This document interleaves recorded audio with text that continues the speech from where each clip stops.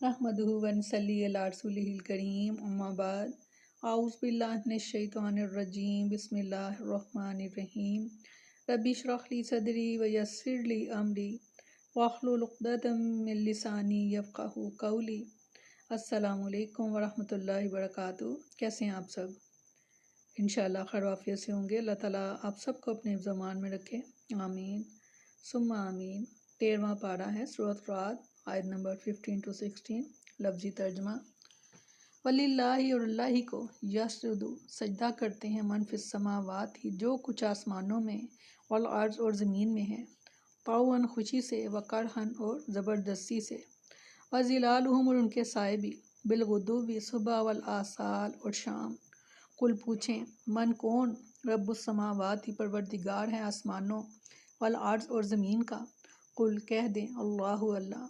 कुल कह दीजिए अफ़त्तख़ज़्तुम क्या तुमने बनाते हो, मिन दूनिही उसके सिवा, औलिया अदकार सास, ला यमलिकूना कि नहीं कुछ इख्तियार रखते, लिया अनफुसिहिम अपनी जानों के लिए, नफ़अन किसी नफ़े, वला ज़ररन और ना ही नुकसान का।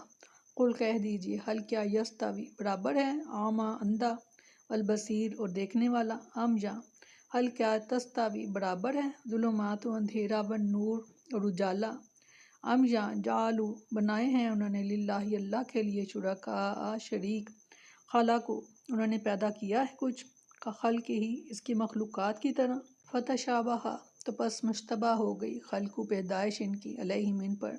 कुल कह दीजिए अल्लाहु अल्लाह ही खालिकु पैदा करने वाला है, कुल्ली शैइन हर चीज़ का, वह और वो ही, वाहिदुल क़हार यकता और ज़बरदस्त है।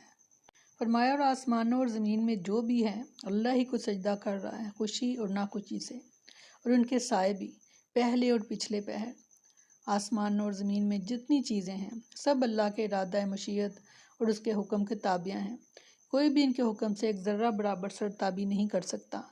जो कुफ़ार अल्लाह को सजदा नहीं करते वो भी इसके इरादा मशीयत के मुताबिक कभी सेहतमंद होते हैं तो कभी बीमार, इनमें कोई मालदार होता है तो कोई फ़कीर। इन्हें भी एक महदूद वक्त तक ज़िंदा रहने के बाद मौत लाक होती है। अहले ईमान के सामने बरज़ा और रग़बत झुकते हैं और काफिर अल्लाह ताला के अवामर को कबूल करने पर मजबूर हैं। सूरत हज में फरमाया, क्या आपने नहीं देखा कि बेशक अल्लाह ही इसी के लिए सजदा करते हैं जो कोई आसमानों में है और जो ज़मीन में है, सूरज और चाँद और सितारे और पहाड़ और दरख्त और चौपाए, बहुत से वो हैं कि जिन पर अजाब साबित हो चुका, और जिसे अल्लाह जलील कर दे फिर उसे कोई इज़्ज़त देने वाला नहीं। बेशक अल्लाह करता है जो चाहता है। बेशक फरमाया, कह दीजिए आसमान और ज़मीन का रब कौन है, कह दीजिए अल्लाह। कह दीजिए फिर क्या तुमने इसके सिवा कुछ कारसाज बना रखे हैं जो अपनी जानों के लिए ना किसी नफ़े के मालिक हैं और ना ही नुकसान के।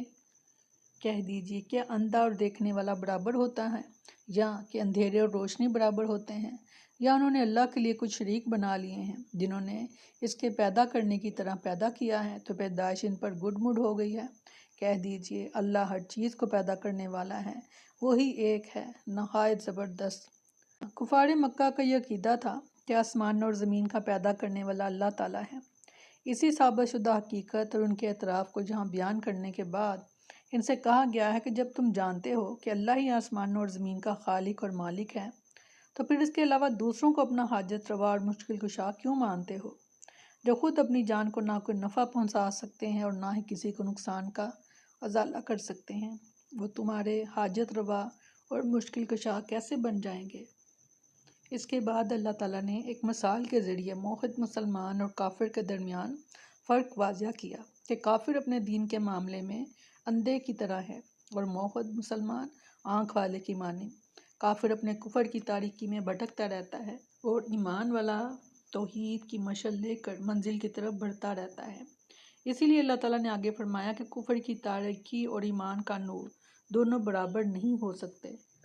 कुफार और मुशरिकीन की कम अकली और नादानी को मज़ीद उजागर करने के लिए अल्लाह ताला ने फरमाया कि जिन बातिल माबूदों को वो अल्लाह का शरीक ठहराते हैं, क्या उन्होंने अल्लाह की तरह आसमान और ज़मीन, शम्स व कमर, पहाड़, समुंदर और जिन्हों इंस को पैदा किया है, जिन्हें देखकर मुशरिकों को शुबा हो गया है कि वो शुरका भी माबूद हैं। नाउज़ बिल्लाह, ऐसी कोई बात नहीं, बल्कि उन्होंने अपनी जहालत और नादानी की वजह से इन चीज़ों को अपना माबूद बना रखा है। इसीलिए اللہ تعالیٰ نے نبی کریم صلی اللہ علیہ وسلم کو حکم دیا کہ حق بات بیان کر دیں اور کہہ دیجئے کہ ہر چیز کا خالق اللہ ہے، اسی لیے عبادت کی مستحق بھی اسی کی ذات ہے۔ بے شک سبحان اللہ، اتنی خوبصورت مثالوں کے ذریعے اللہ تعالیٰ بات کی وضاحت کرتے ہیں کہ کسی بھی کم عقل کو، کم سے کم علم والے کو یہ باتیں سمجھ میں آ جائیں گی اگر وہ کان لگا کر سنیں تو۔ بہت خوبصورت مثالیں اللہ تعالیٰ نے بیان فرمائی قرآن میں۔ الحمدللہ اللہ تعالیٰ میں ان کی سمجھنے کی